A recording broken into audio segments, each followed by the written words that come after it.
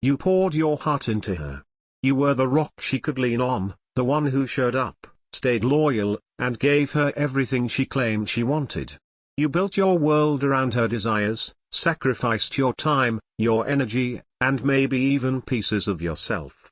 But in the end, she still walked away. Now you're standing in the wreckage, heart heavy, mind spinning, asking the question that's tearing you apart: why wasn't I enough? That question is a trap. It's pulling you into a spiral of self-doubt, and it's the wrong thing to focus on. The truth is sharper, more liberating, and it's time you heard it.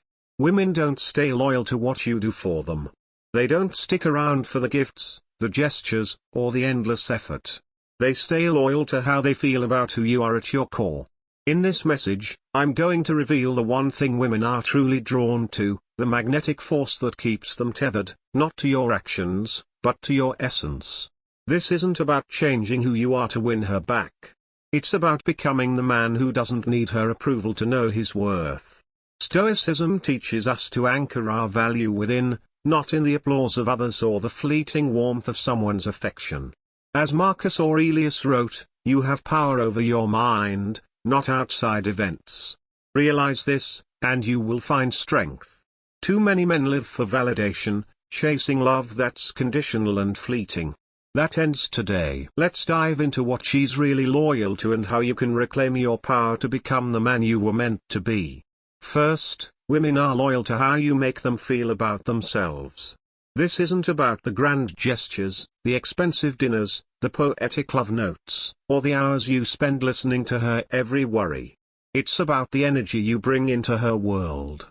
Does she feel safe in your presence? Does she feel seen, cherished, and free to be her most authentic self? When your love stems from a place of neediness, it doesn't inspire peace, it creates pressure. She senses your desperation, and it pushes her away. Instead of being her emotional crutch, become her emotional anchor. Be the man who's unshaken, grounded, and steady, no matter what storms come. When you radiate calm confidence, you create a space where she can feel secure without feeling suffocated. That's the kind of man she's drawn to, the one who doesn't need her to complete him but invites her to share in his strength. Second, women are loyal to men who are driven by a purpose bigger than themselves. The moment you made her the center of your universe, you lost her respect. It's not that she doesn't want your attention, she does, but she wants to see you chasing something greater. A mission. A vision. A fire that burns independent of her existence. When you prioritize her above your own growth, you dim your own light. Women don't want to be your purpose, they want to be inspired by it. They want to witness you building something meaningful, grinding toward your goals, and evolving into a better version of yourself every day. When she sees you pursuing your path with relentless focus, she doesn't just stay, she rises to meet you there. Not because you're begging for her approval, but because she feels privileged to be part of your journey. So stop making her your mission. Find your purpose, chase it with everything you've got, and watch how it transforms the way she sees you. Third, women are loyal to boundaries, not people-pleasing. You thought giving more would keep her close. You tolerated her disrespect, swallowed your pride, and bent over backward to keep the peace. But every time you compromised your standards, she respected you a little less. Deep down, she doesn't want a man who bends to her every whim. She craves someone who stands firm, who values his own principles over her approval. Boundaries aren't about controlling her, they're about protecting your own peace.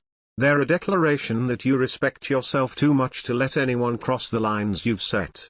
When you enforce those lines with calm conviction, you show her you're a man of substance, someone who chooses truth over comfort. So draw your lines clearly. Enforce them without apology. And if they're crossed, be ready to walk away, not to punish her, but to honor yourself. That's the kind of strength that commands respect and loyalty. Fourth, women are loyal to masculine energy, not emotional overexposure. You thought opening up completely would bring her closer. You shared every fear, every doubt, every vulnerability, hoping it would deepen your connection. But instead, it shifted the dynamic. She became your confidant, your therapist, and in that moment, You handed her the reins of your emotional world. The spark faded because the polarity between you died. Masculine energy isn't about bottling up your feelings or pretending to be unbreakable. It's about clarity, direction, and inner strength. You can be emotionally aware without making her the keeper of your soul. Share your thoughts, but don't lean on her to fix them. Lead with certainty, even when you're navigating uncertainty. That's the energy that reignites attraction, the kind that makes her feel safe, alive, and drawn to your presence. The truth is, she's not loyal to the man who does the most for her. She's loyal to the man who makes her feel the most safe, feminine, inspired, and alive. That man doesn't chase her approval. He doesn't beg for her love or perform for her affection. He leads with purpose, builds his life with intention, and becomes the best version of himself, not for her, but for himself. When you stop trying to earn her loyalty and start embodying the qualities that naturally draw it, everything changes. You become magnetic. You become unshakable. You become the man she can't help but want to follow. This isn't about fixing her or fixing the relationship. It's about fixing yourself. Stop pouring your energy into someone who doesn't see your value. Instead, pour it into becoming the man you'd respect in the mirror. Train your body, sharpen your mind, and pursue your purpose with relentless discipline. Read the Stoics, Marcus Aurelius, Seneca, Epictetus, and internalize their wisdom. They remind us that true strength comes from within, not from the approval of others.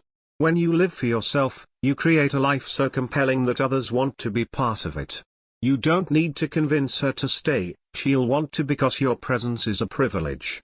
Let's talk about what this looks like in practice. Start by redefining your priorities. If you've been putting her needs above your own, flip the script. Carve out time for your goals, whether it's building a business, mastering a skill, or strengthening your body. These aren't just tasks, they're declarations of your worth. When you invest in yourself, you send a signal to the world that you're a man of value. Next, practice emotional discipline. You don't need to suppress your feelings, but you do need to master them. Journal, meditate, or talk to a trusted friend to process your emotions, but don't unload them on her.